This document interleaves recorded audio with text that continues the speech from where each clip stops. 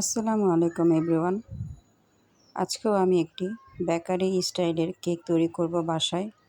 আমরা সচরাচর সকালবেলা দেখি বেকারি দোকানদাররা যারা আছে তারা গাড়িতে করে এই বেকারি স্টাইলের কেক, পাউন্ড কেক এবং বন্ডটি প্রত্যেক দোকানে দোকানে সেল করে যায়। আর সেই সব কেক আর বন্ডটি আমরা প্রায় খেয়ে থাকি। এখন যদি আমরা ঘরেই বানাতে পারি তাহলে আমাদের শরীরের স্বাস্থ্যের জন্য বেশি উপকারী। তাহলে চলুন আমরা বেকারি স্টাইলের কেকটা বানিয়ে ফেলি। আমি 2টা ডিম এখানে নিয়েছিলাম, হাফ হাফ কাপ চিনি নিয়েছিলাম এবং 1 স্পুন বেকিং পাউডার নিয়েছি, 1 চামচ কর্নফ্লাওয়ার নিয়েছিলাম।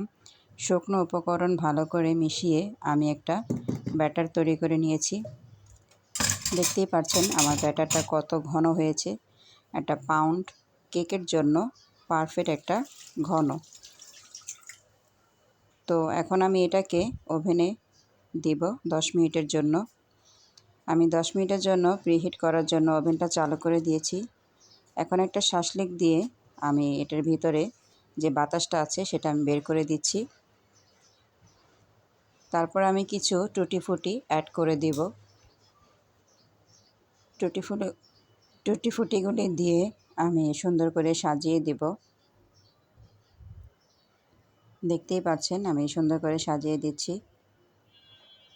এরপর আমি এটাকে ওভেনে বেক করব 25 মিনিট।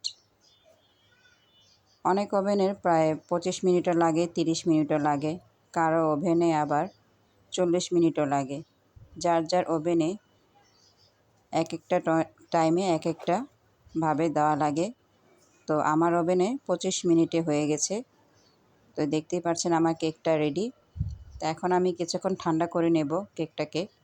ঠান্ডা করে নেওয়ার পর আমি একটা নাইফের সাহায্যে এগুলো আমি সুন্দর করে স্লাইস করে কেটে নিয়েছি।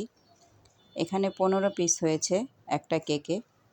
তো দেখতেই পাচ্ছেন আমি কিভাবে সাজিয়ে নিচ্ছি।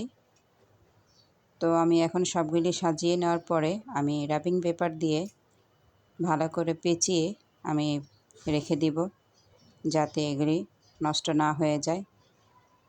আমি স্টোর করে রাখবো। তো আমার কেক ডান। আমার ভিডিওটা যদি ভালো লেগে থাকে লাইক করবেন, শেয়ার করবেন, কমেন্ট করবেন। আল্লাহ হাফেজ।